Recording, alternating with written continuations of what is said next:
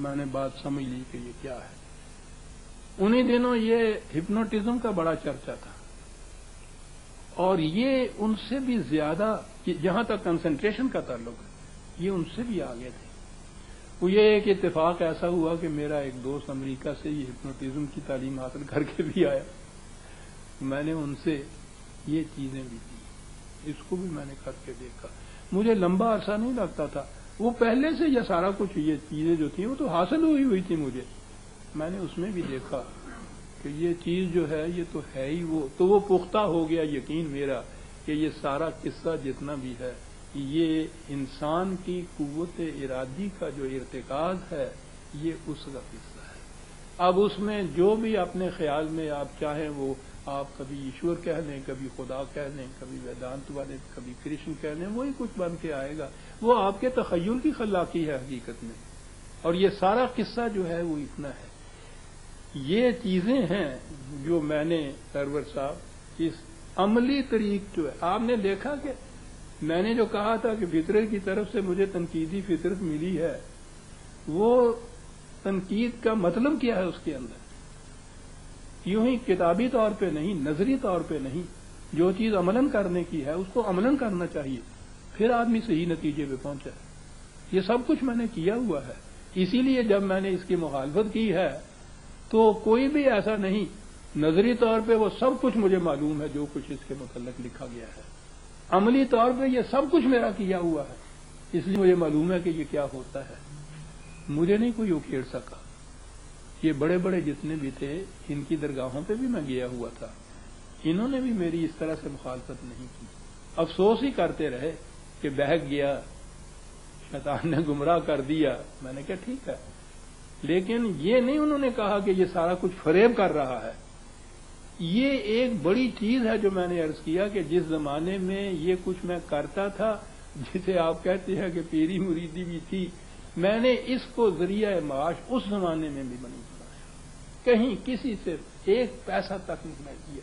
یہ بھی چرچا تھا کہ اس قسم کا بھی پیر کم ملے گا، اور جب اس کے بعد یہ سارا قصہ جو تھا یہ کرامات کا اور شعبدات کا اور یہ کچھ بھی، اس کو بھی میں نے ذریعہ معاش نہیں بنایا۔ یہ وجہ ہے کہ یہ میں سارا کچھ کیا بھی اور سب کچھ چھوڑا بھی، لیکن میرے خلاف کوئی اس قسم کا اعتراض پیدا نہیں۔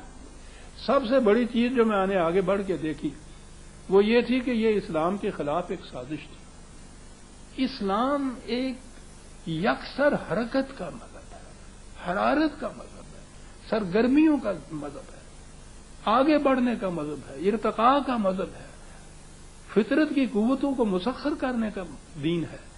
اسلام یہ ہے۔ ان کے ہاں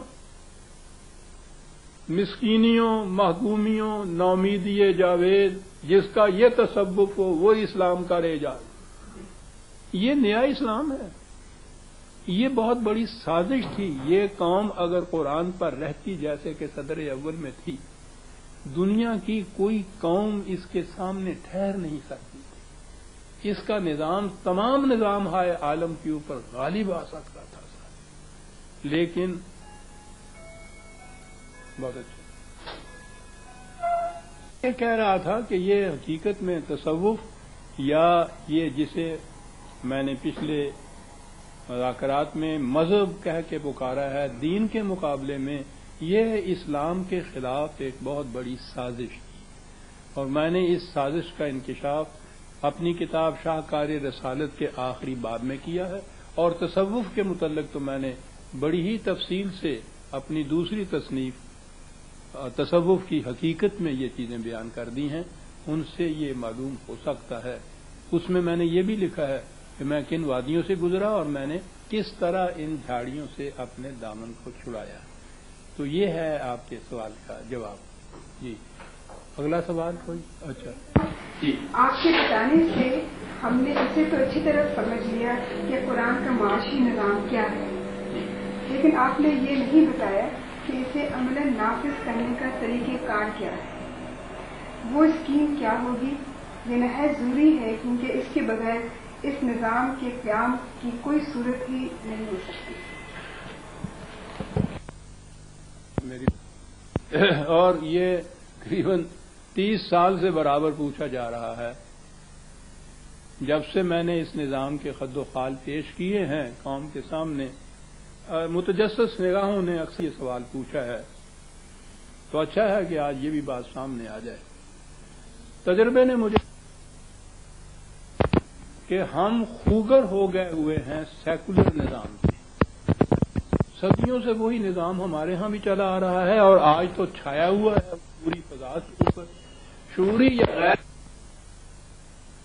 سیکولر نظام ہوتا ہے، اور ہم اس کے بعد پوچھتے ہیں اسلامی نظام کے متعلق کہ اس کو نافذ کرنے کا طریقہ کار کیا ہوگا۔ ہماری اصل میں دشواری یہ ہے، سیکولر نظام کے متعلق پہلے سمجھ لیا جائے تو یہ بات آسان ہو جاتی ہے جو میں آگے لاؤں گا۔ سیکولر نظام میں دیکھا یہ جاتا ہے کہ کانسٹیٹیوشن کیسا ہے، قانون کیسا ہے، ضوابط کس قسم کے ہیں، ان کو عقلی فکری طور پر پرکھ لیا جاتا ہے۔ ایسے لوگ ایکسپرٹ ہیں کہ جو کانسٹیٹیوشن، لاز اور رولز ریگولیشن کو اچھی طرح سے پرکھ لیں۔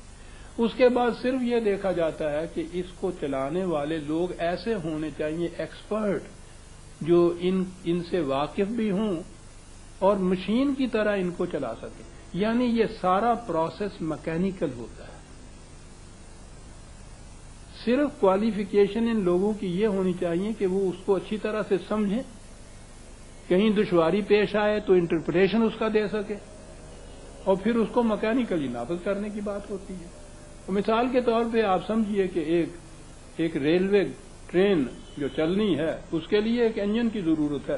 دیکھنا یہ ہوگا کہ وہ انجن جو ہے وہ اس کے پرزے ورزے ٹھیک ہیں، وہ صحیح حالت کے اندر ہے۔ یہ جب وہ سرٹیفکیٹ مل جاتا ہے کہ انجن صحیح ہے تو اگلی بات یہ ہوتی ہے کہ وہ جو ڈرائیور ہے وہ ڈرائیونگ جانتا ہے، انجن کی مشینری سے واقف ہے، ڈرائیونگ کا جو کچھ بھی اس کے لیے صلاحیت ہونی چاہیے وہ اس میں ہے۔ یہ کچھ اگر ہو جائے تو انجن اس کے سپرد کر دیا جاتا ہے، یہ نہیں دیکھا جاتا کہ گھر میں اس کی زندگی کس قسم کی ہے۔ سیکولر نظام کو اس سے واسطہ نہیں ہوتا۔ چنانچہ مغرب میں یہ چیز مسلمہ ہے کہ انسان کی ذاتی زندگی اور پبلک لائف یہ دونوں الگ الگ ہیں، ان کے ضوابط اخلاق بھی الگ الگ ہیں، پرسنل لائف کی اور پبلک لائف کی۔ چنانچہ ان کے ہاں تو جو بڑے بڑے مفکر جو ہیں، مثلا لارڈ گرے مشہور ہے اس کے یہ اقوال جو تھا کہ سلطنت کے معاملات اخلاقی ضابطوں کی روح سے طے نہیں پا سکتے،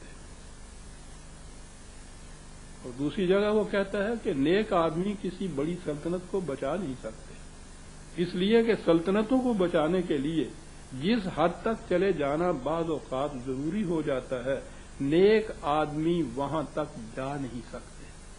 تو اس لیے سیکولر نظام کے متعلق تو بڑا آسان ہے یہ دیکھ لینا کہ جو بھی وہ نظام ہے اور جو بھی اس کے دساتیر و قوانین اور ضوابط ہیں وہ اچھے سمجھدار لوگ ان کو پسند، اور قوم کے جتنے بھی اہل الرائے لوگ ہیں وہ اس کو دیکھ لیں۔ وہ سارا کچھ میکینیکلی دیکھنا ہوتا ہے، اور پھر چلانے والے لوگ وہ ہوں جو ان کو سمجھیں، سمجھنے کے بعد مشین کی طرح اس کو چلائیں۔ ان کا ذاتی کردار کس قسم کا ہے اس کا تعلق نہیں ہے۔ یہ ہے سیکولر نظام۔ اس کے بالکل برعکس ہے اسلامی نظام۔ اس نظام میں جہاں تک کانسٹیٹیوشن اور قوانین کا تعلق ہے وہ انسانوں کے بنائے ہوئے نہیں ہیں۔ پہلی چیز تو یہ ہوگی کہ وہ تو خدا کے بنائے ہوئے ہیں، وہ غیر متبدل ہیں، مکمل ہیں، تو وہ تو اپنی جگہ موجود ہیں۔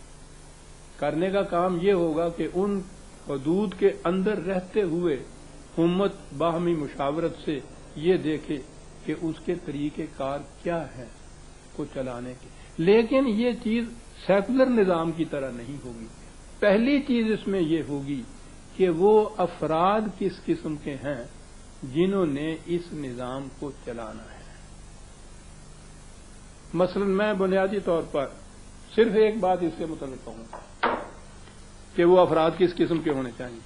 پہلی شرط اس کے اندر جو قرآن بیان کرتا ہے وہ یہ ہے کہ اس نظام کے اندر ہر شخص اپنی اپنی صلاحیت کے مطابق مفوضہ امور کو نہایت محنت اور جانفشانی سے